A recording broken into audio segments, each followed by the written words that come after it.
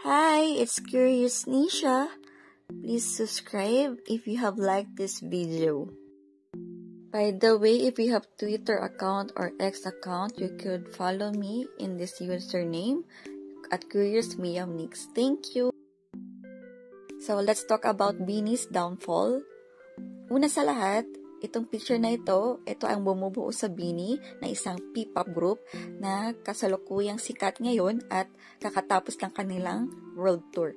At dahil nga ito ay sumikat at sumabak na agad sa world tour, nakapunta sa iba't ibang destinasyon sa ibang bansa, syempre meron pa ding magkakaroon ito ng criticism. At ito na nga ang sinasabi nilang kung ano ang ikakalugmok ng nasabing P-pop group. At ang mga sinasabi ng netizens ay ang una ay tungkol sa management na ito na umahawak sa kanila. May isang comment nga sa Reddit na nagsasabi na nanghihinayang sila dahil ang ganda nga ng simula ng nasabing grupo at sobrang pumatok talaga sila sa masa, tapos bigla na lang nawala ito sa spotlight dahil sa management nila.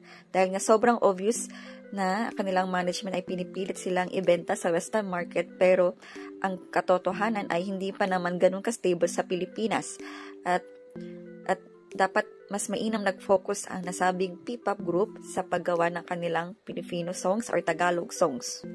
Kasi kung nag-focus sila sa Filipino songs, baka mas pumatok sila dahil nga ang totoo ay yung mga current songs, I think the latest songs, yung mga English songs nila, hindi naman ganun ka-interesting at fun, hindi katulad ng Pantropico at Carrera.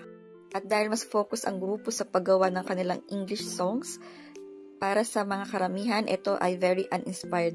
Maliban dito, meron ding isang komento nagsabi na nagmamadali kasi ang management nila na maging kasing level ng SB19 at nakalimutan na nito na hindi pa ganun kalawak ang fanbase nila abroad at nakalimutan ng management na ang Filipino songs ang nagpasikat at nagpa-boom sa nasabing group.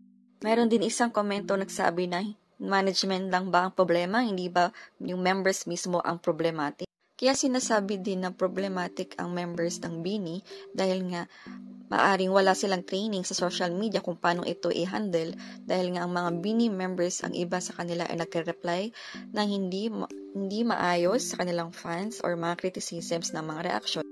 May isa pang insidente kung saan ang BINI members ay masasabing problematic. Ito ang nangyari doon sa 3 BINI members na nag-comment, nag-react sa nangyayaring sexual abuse at grooming na ginagawa ng kanilang kaibigang lalaki sa isang minor. Dahil nga doon sa recent issue, nagka-affect ito sa image ng grupo at ang nangyaring palya sa Dubai concert nila na ang members daw ay hinihingal. Alam naman ng BINI members na ma-judge talaga ang mga Pinoy sa singing at kahit ito ay habang sumasayaw pa. Meron pa nagsasabi na anong maasahan sa nasabing network. Syempre lahat naman ay ginagatasan nito at nalulungkot ang mga netizens o fans ng BINI dahil nga akala nila ay matutulungan ang nasabing P-pop group na tumaas pa ito ng level. Kaya lamang makikita na parang tinatamad na ang management nito sa pagsuporta. Ang problema ng nasabing grupo ay wala silang kakompetensya. Hindi masasabi na ang SB19 ang kanilang kalaban dahil nga ito ay isang boy group at ito ay nasa ibang kategorya na. Maaaring magbago ang treatment ng management ng BINI kung ang mga fans nito ay sumusuporta sa ibang P-pop group, P-pop girl group katulad ng Kaya, G22, Kalista at Raya at iba pa. Meron pa ng isang komento na nagsasabi na ang management ng BINI ay talagang trying hard na maibenta sila to the point na maumay ang mga tao sa kanila. At maliban doon, ang kanilang merchandise at mga concert tickets ay hindi ganun ka-Pinoy budget friendly at parang pinipilit ng management na pumantay agad sa mga international artists.